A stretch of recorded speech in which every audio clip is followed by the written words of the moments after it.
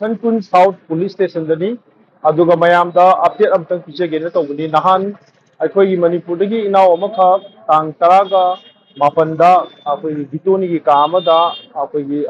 thawi yalaga leirambadugi case amakha akhoi na thingnabadu akhoi na chingnaningai oiba mawongda akhoi mayam ama lakpadagi numituda nongala kanda ma ke apokpa mapana मागी केसी चिंगनिंगाई ओय अदुग मदुदा involve तौरिबा मियोय ma'am सिंग अदु फागत पियो हाइदना अखोइना case फागतखिबा लेरे अदो अखोइ ngasi अमुक हाइबा मिसक्सी फारबरा अदुगा मदुगी फारब मतुंग my call record सिंग अदु करम condition दा कमदौना महाक सिबनो हाइबदु अखोइना मदुगी चपसाना यंगजनबा पुलिस स्टेशन दा कंप्लेंट तौरबनी मागी फैमिली माइकेदगी कंप्लेंट तौरबनी अदा मांगना सेमिबा मवोंग मांगना लेबि फियमसी यामना चिंगनिंगाई ओइबा मवोंगदा लेबा अदुगा माकी थेंगरिबा वारी मैम सिंदु अखोइना ताव मतमदा मसी पुलिस इन्वेस्टिगेशन तौदबा यादे हाइदना लेबदु ngasi अमुक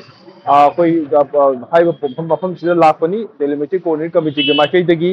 अदु पुलिस स्टेशन दा हौजिक फावबा मखोइबु फागतपा नत्रगा इन्वेस्टिगेशन तौबगी प्रोसेस टू leiramdri अदु हायेंदगी मोइ प्रोसेस तो हौरगे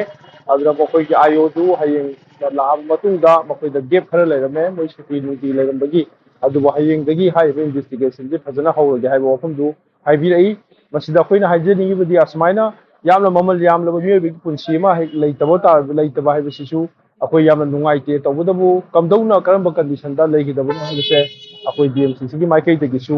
फैमिली सिगी माइकेदगिसु अखोइ मसिगी असुंबा लंगला लंजिना दो खंगनबा अखोइ होनमिनैनी अखोइ मयाम पुनो होनमिनसे हाइबा वफमसी मयाम दा पाउदम जरी